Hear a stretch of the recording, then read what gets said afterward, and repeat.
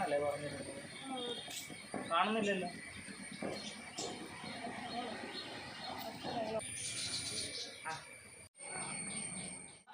നിങ്ങള് കൊറേ നേരമായിട്ട് കാത്തിരിപ്പാണ് എന്നെ. ഞാൻ എവിടെയായിരുന്നു? ഞാൻ തിരക്കായിട്ടില്ല. കൊള്ളാട്ടോ, നല്ല വീട്. അപ്പൊ തുറക്കട്ടെ.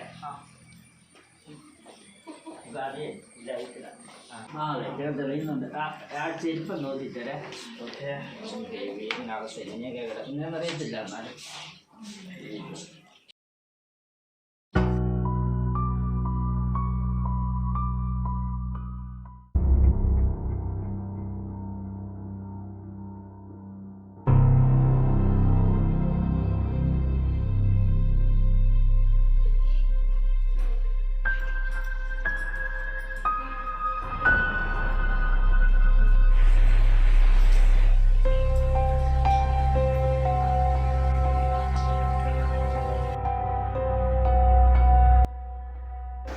ഇത് പ്രിയ, ഒരു നഴ്സിംഗ് വിദ്യാർത്ഥിനിയാണ്.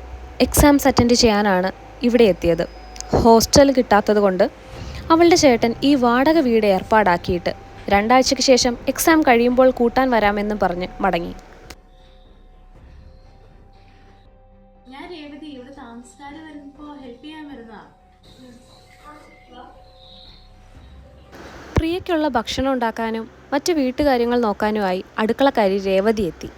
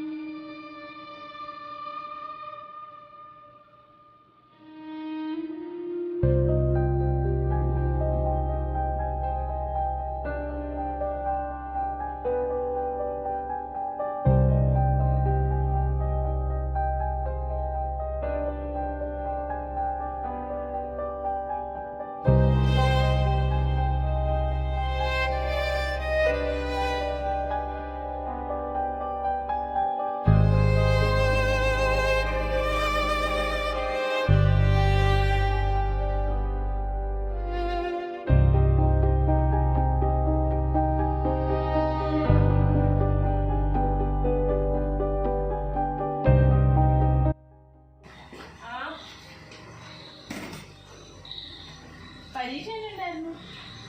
ഈസി ആയിരുന്നു, പാസ്സാവും. അപ്പൊ നാളെ പോവല്ലേ? ചേട്ടൻ വരും.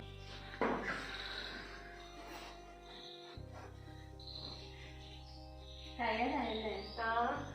ഞാൻ ചായ എടുക്കാം. ശരി, ഞാൻ ഡ്രസ്സ് മാറിയാ.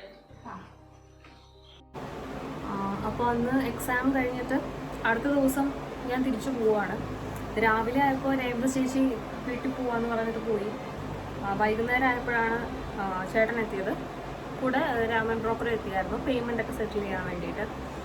അപ്പോൾ ചേട്ടൻ ചോദിച്ചു, ഈ രേവത ചേച്ചിയെ അറേഞ്ച് ചെയ്തത് വലിയ ഉപകാരമായി, എക്സ്ട്രാ പേയ്മെൻറ്റ് എങ്ങനെയാണെന്നൊക്കെ പറഞ്ഞ് ചോദിക്കുമായിരുന്നു. അപ്പോൾ രാമൻ ബ്രോക്കർ ചോദിച്ചു അതാരാന്ന് ചോദിച്ചു. അപ്പോൾ ഞങ്ങൾ കൺഫ്യൂസ്ഡായി. ഞങ്ങൾ കരുതിയത് ഇവർ അറേഞ്ച് ചെയ്തേക്കുന്ന ആളാണെന്നാണ്, വീട്ടുകാരിയൊക്കെ നോക്കാൻ വേണ്ടിയിട്ട്. അപ്പോൾ അദ്ദേഹം ഇത് ആരാന്ന് ചോദിച്ചപ്പോൾ ഞാനിതിങ്ങനെ ഡിസ്ക്രൈബ് ചെയ്തു, ഒരു ഫെയർ ആയിട്ട് ചുരുണ്ട മുടിയൊക്കെ ഉള്ള ചേച്ചിയാണ് എന്നൊക്കെ പറഞ്ഞപ്പോൾ അദ്ദേഹം പിന്നെ കാണിച്ചത് നമുക്ക് ആർക്കും അങ്ങ് ആക്സെപ്റ്റ് ചെയ്യാൻ പറ്റിയില്ല. അദ്ദേഹം ഒരു ഫോട്ടോ കാണിച്ചിട്ട് പറഞ്ഞു, ഇതാണോ നിങ്ങൾ പറഞ്ഞ ആളെന്ന് ചോദിച്ചു. അപ്പോൾ ആണെന്ന് പറഞ്ഞു. അപ്പോൾ അയാൾ പറഞ്ഞു, ഇത് ഇവിടുത്തെ വീട്ടിലെ ഉടമസ്ഥൻ്റെ മോളാണ്, 2 മാസം മുന്നേ മരിച്ചു പോയായിരുന്നു ആള്. അങ്ങനെ പറഞ്ഞപ്പോൾ ആക്ച്വലി ഞങ്ങൾ ഞെട്ടിപ്പോയി. പിന്നെ തിരിച്ച് അന്ന് വേഗം വീട്ടിലെത്തണം എന്നൊരു ചിന്ത മാത്രമേ ഉണ്ടായിരുന്നുള്ളൂ. ഉടനെ തന്നെ ഇറങ്ങി. നേരെ ഇരുട്ടി തുടങ്ങിയായിരുന്നു.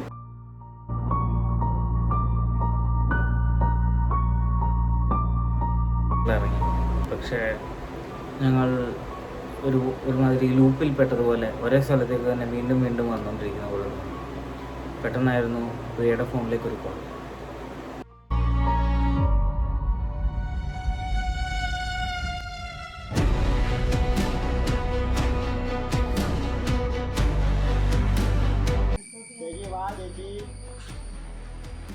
എന്താ ലേറ്റായേ? പാലെടുക്കണ്ടേ? നീ ചേച്ചിക്ക് കൊടുക്ക്. ഇവിടെ കൊടുക്കണേ. ചേച്ചി കൊടുക്ക്.